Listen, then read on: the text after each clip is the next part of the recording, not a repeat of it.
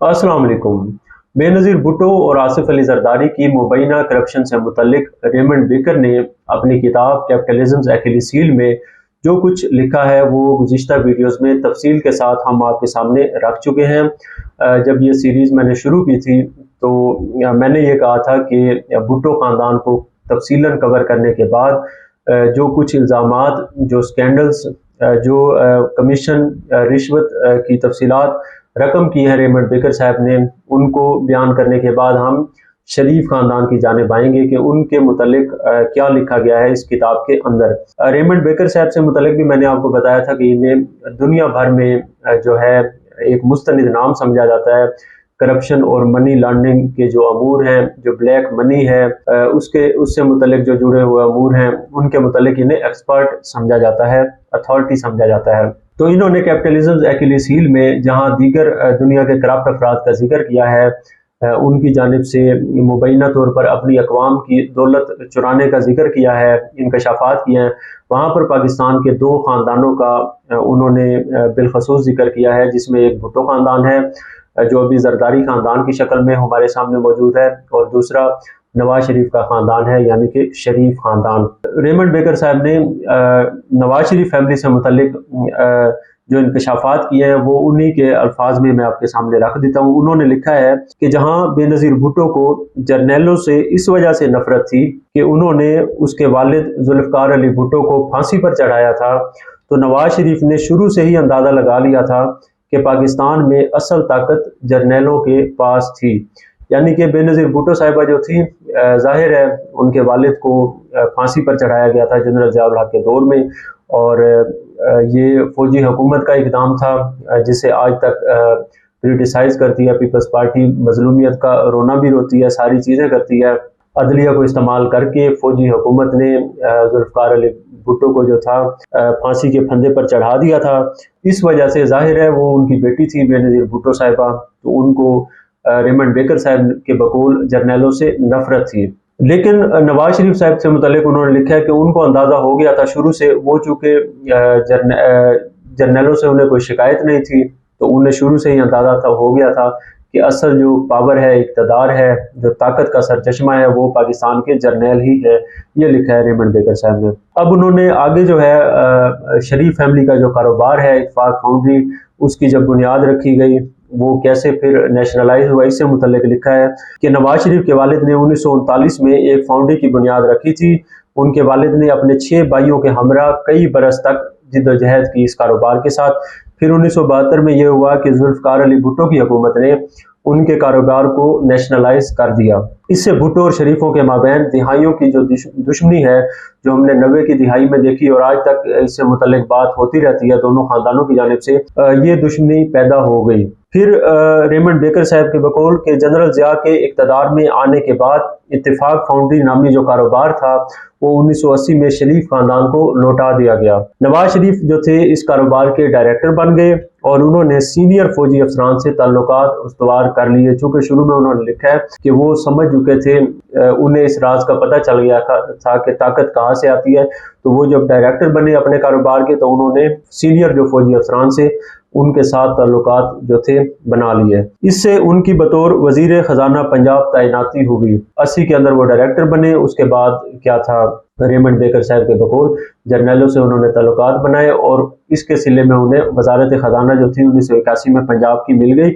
इसके बाद 1985 में पंजाब के वो वजीर आला बन गए। मजीद रेमंड बेकर साहब ने लिखा है कि 1980 की दिहाई और 90 की दिहाई के आगाज में नवाज शरीफ की जानिब से पहले पंजाब के सियासी कंट्रोल और बाद में मुल्क की वजारत आला को संभालने के दौरान इत्तेफाक फाउंड्री एक जो थी ओरिजिनल सिंगल फाउंड्री से, यानी कि एक फैक्ट्री से फैलकर 30 कारोबारों की शक्ल अख्तियार कर गए। 80 की दिहाई में चूंकि पहले उन्हें वजारत खजाना मिली पंजाब की, फिर वो वजीर आला बन गए पंजाब के 1985 में।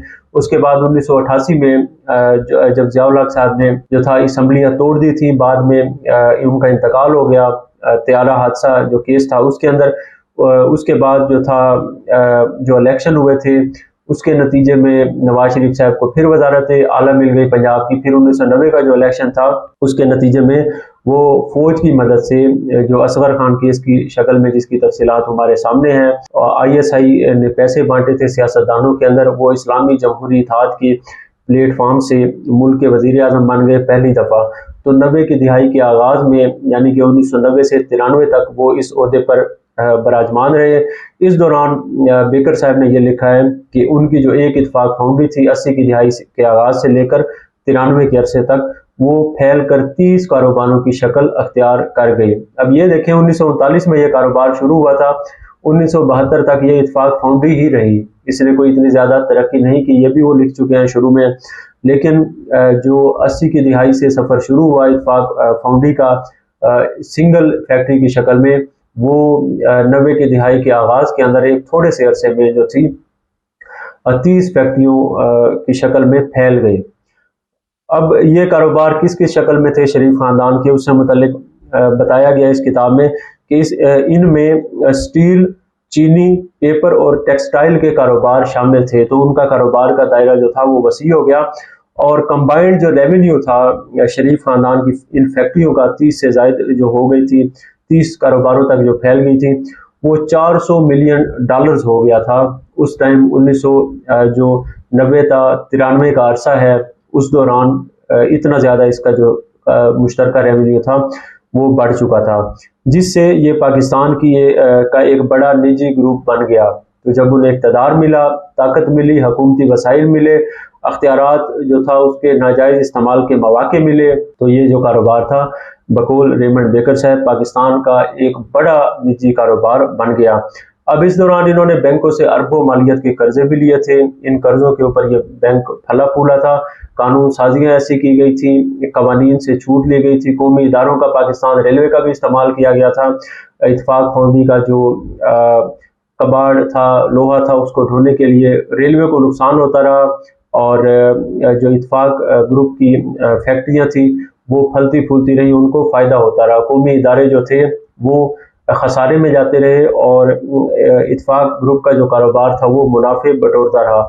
ये अलहदा किसी स्टोरी में तफसीलात आपके सामने रखेंगे। तो ये जो बढ़ोतरी थी, जो इनको तरक्की मिली थी कारोबार के अंदर, इसके ऊपर रेमंड बेकर साहब ने तबसरा करते हुए कहा है कि जैसा कि दीगर ममालिक में होता है, जब आप सियासी ताकत को कंट्रोल करते हैं तो आप माशी मैदान में जो चाहते हैं वो हासिल कर सकते हैं। यानी कि जब आपके पास सियासी इक़्तिदार आ जाता है तो उसके बाद माशी मैदान में आपके पास आज़ादी होती है। दुनिया के दीगर ममालिक में भी ऐसा होता है। तो शरीफ ख़ानदान ने भी इसी तरीके से जब उन्हें सियासी कंट्रोल मिला तो माशी मैदान के अंदर जो थी वो तरक्की करता रहा और इनका जो कारोबार था दिन दुगनी रात चुगनी तरक्की जो था वो करता रहा। ये उन्होंने तफसीलात फराहम की हैं। इस वीडियो के अंदर हम इसी तक महदूद रहेंगे कि किस तरीके से जर्नैलों से मुतलिक जिस राज का उन्हें पता चला था नवाज शरीफ साहब को, उसका उन्होंने जो था बहुत ज़्यादा फ़ायदा समेटा। अपना कारोबार जो नेशनलाइज हो चुका था उसको भी वापस हासिल किया, उस कारोबार को तरक्की दी। जो बैंक थे उनसे गैर महफूज किस्म के कर्जे लिए गए। इसकी तफसीलात जो हैं आने वाली जो वीडियोस मैं करूँगा इसके ऊपर, इसी कैपिटलिज्म एक्लिस हील में, उसमें इन्होंने लिखी हुई हैं, वो मैं आपके सामने रखूँगा। और दीगर जो चीज़ें थी, जो हथियार इस्तेमाल किए गए थे, कानून साजी की गई थी, जो सरकारी प्रोजेक्ट्स थे बेनज़ीर भुट्टो और आसिफ अली जरदारी की तरह उनके अंदर जिस तरीके से फ़वाइद लिए गए और जो बैरून मुल्क इन्होंने जायदादें बनाई, बिलखुसूस लंदन फ्लैट्स, उसके ऊपर जो तफ्तीश और तहकीकात हुई बेनज़ीर भुट्टो की हुकूमत की जानिब से, उसकी तफसीलात भी इसके अंदर हैं, वो भी आपके सामने रखेंगे आइंदा स्टोरीज़ के अंदर।